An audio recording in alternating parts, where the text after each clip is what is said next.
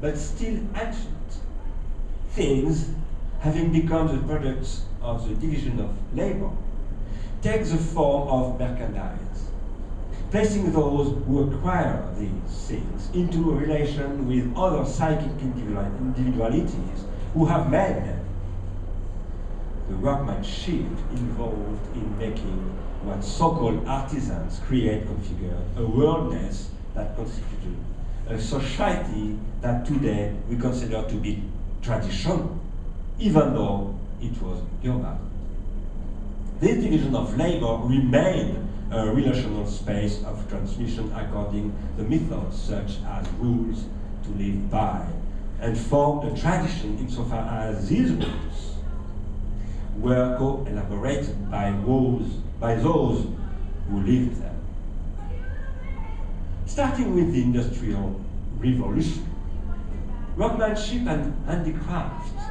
are replaced by the factory,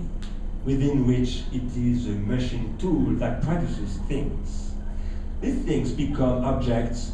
of technological rationalization and mass production, conferring upon them a standardized character.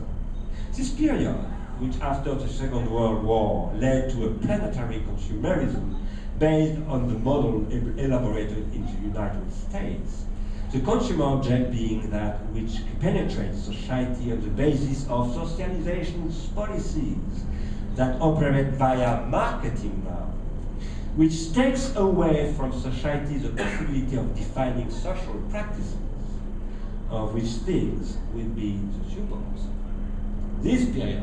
presupposes a process of the grammatization of production methods, short-circuiting the thinly knowledge of workers who thus become proletarians. Their knowledge passes into machines, and so too, with the loss of their knowledge goes the relation and transitional modes and methods of which this knowledge was the psychic interiorization. Currently, a new milieu is developing, the digital milieu, and this is a new stage of grammatization, bringing with it new relations not only between subjects, such as internauts, we say in French, or digital native, you say in America, but between objects forming an internet of things. After the death of God, the pharmacological beings that we are, first discover the unconscious and the thing it harbors, and second, undergo the disenchantment of the world, which suggests a rethinking of kenosis, for speaking with Paul of Tarsus. The absolute reign of ratio as finitization of the world tends to reduce through calculation everything which proceeds along that other plane constitutive of objects of desire in all their forms, religious or not religious, forming precisely so many figures and schemas of infinity, having become a libidinal diseconomy.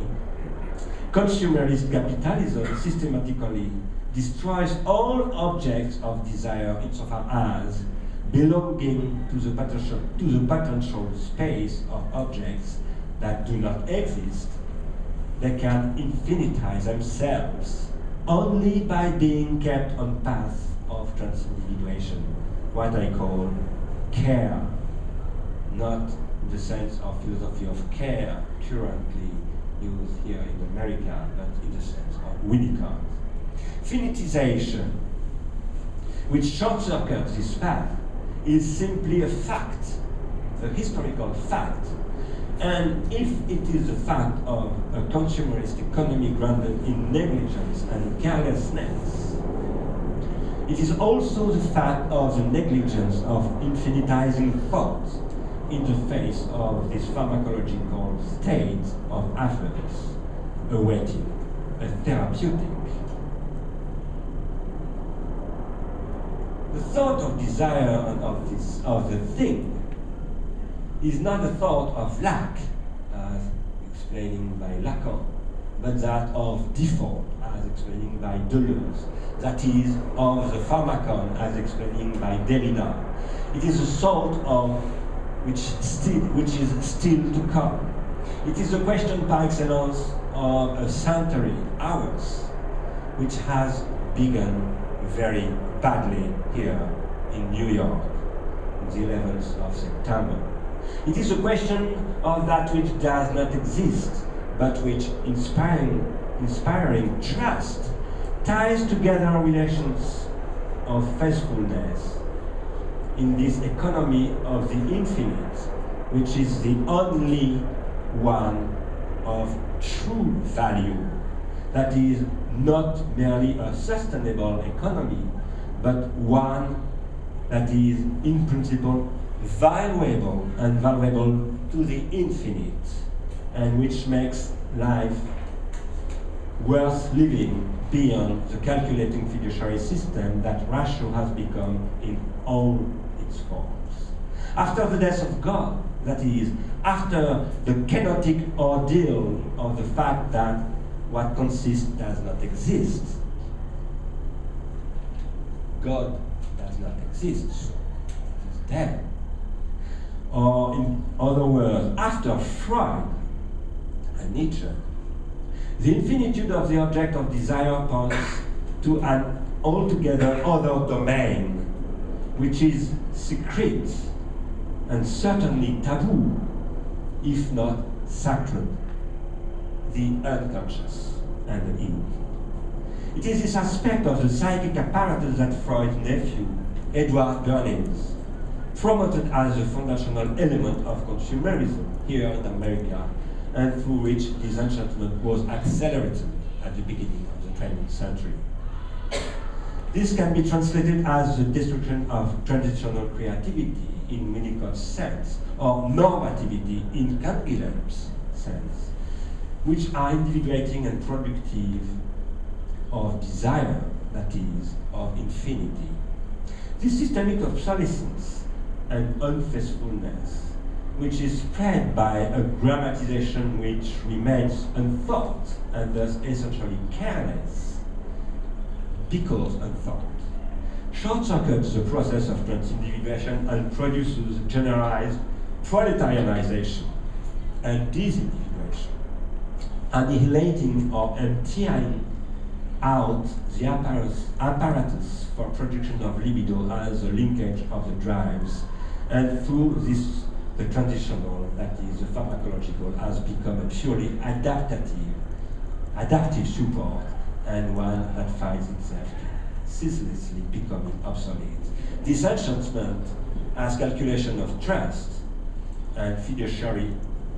leads to the liquidation of faithfulness, friendship, love, philia, knowledge, arts, and letters in a world of what makes life worth living. Now, I have taken the risk with Ars Industrialis, an association I created, as Bashir said before, of getting behind the following infinity in a book written with Marc Repon, to re-enchant the world, re-enchanting the world, and to reverse the chaotic horizon, which is the nihilism of the prosthetic God, for speaking with Freud, of a pharmacology soliciting the drives, turning it instead into a new therapeutic that reinvests the pharmacon as already cured transitional mediation, understood as transindividuation, to re-enchant this world, that is, its techniques, confronted with a new pharmacology constituted by the digital milieu, its relational technologies, and its completely new social practices. What did we mean by saying that we risked this infinitive proposition to re-enchant the world? That is one that in French begins with an infinitive verb. We wanted to say, first of all, that no existence is possible without infinity, and more precisely, without that which grants the power of infinitize, which in turn presupposes knowing how to infinitize. Nihilism is at once an historical necessity